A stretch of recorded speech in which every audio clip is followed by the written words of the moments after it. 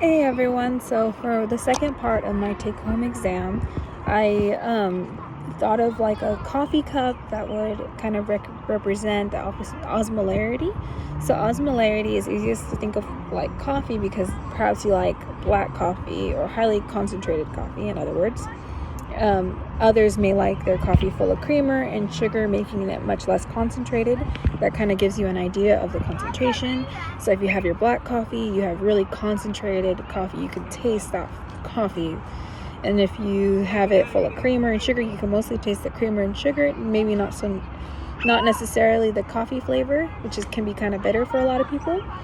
And then for me, I can't stand the bitterness of black coffee, so if someone makes a strong coffee for me, I would likely try to water it down, or in other words, use creamer and sugar and make it taste much better. Water works the same way. It will always be attracted to solutions with higher concentration, and it will always attempt to water it down. And then I like to think of a coffee cup as the cell membrane, not allowing anything in or out of it unless you want it to, or if it's by accident.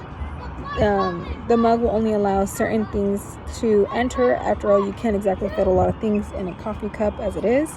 Many things would be far too big to fit in a coffee cup, similar to sodium, chloride, potassium, not easily getting into that cell, not really having access just to get in whenever they want to. Okay, and then creamer and sugar can easily make their way into coffee just by pouring it in, similar to urea and glucose easily making their way into the cell. And then for concept number 5, I have, if you put a water balloon in a bowl and poke a hole in it, then the water will leave the water balloon until it is at equal concentration of water both inside and outside the water balloon. Particles work the same way, working from high concentration to low until they're both even.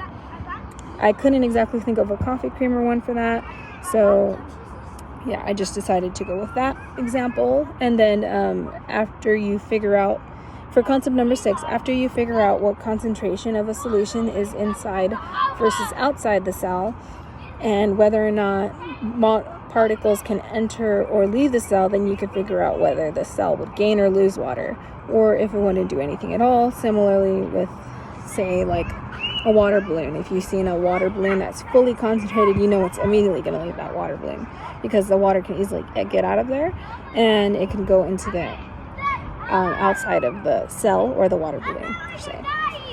Okay, so you guys have a good one. Thank you.